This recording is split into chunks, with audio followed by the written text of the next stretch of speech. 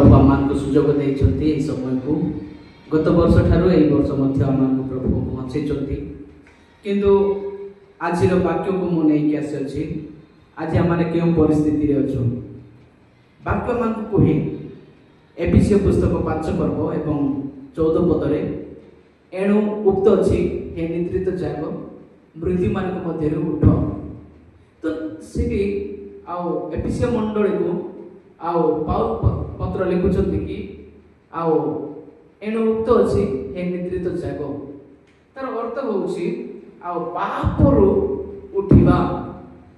निद्रार अर्थ हूँ पाप से जो पाप काम गुड़ाक आम करूँ से पाप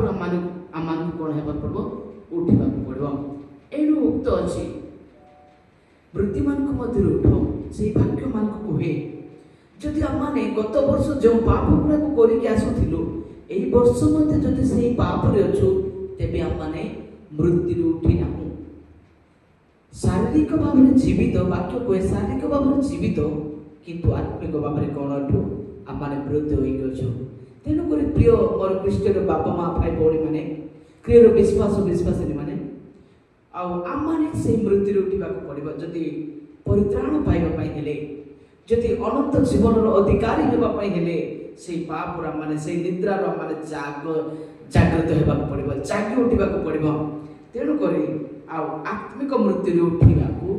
पड़ो आत्मिक मृत्यु उठी आसवा पड़ो जिते आम पाप को परित्याग करवा तेरे निश्चित प्रभु मान को कौन करेंगे आलोकित करेंगे ख्रीष्ट आंभ मान को आलोकित करेंगे से होती आमर परमेश्वर जोटा कि जहन 1:4 मध्य लिखा जाइए मु हूँ से ज्योति प्रभु आम सहित ज्योति कथबार्ता करती जदि आम से मृत्यु ही अच्छु से पाप ही अच्छु आम आलोक पाइपर ना आम स्वर्गराज्य पाइपर ना प्रकृत ख्रीष्ट विश्वासी हो पार ना तेणुक आस मोर प्रिय बंधु मैंने आम समस्ते मिलमिशि आम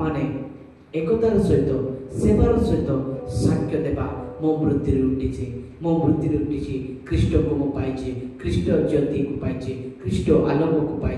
ताहा आम मानकर साक्ष्य हो तेबे आम निश्चित प्रभु मान आगामी दिन में से स्वर्गराज्य मान को देवे ये अल्प शिक्षे प्रभु समस्त को आशीर्वाद करतु आमेन।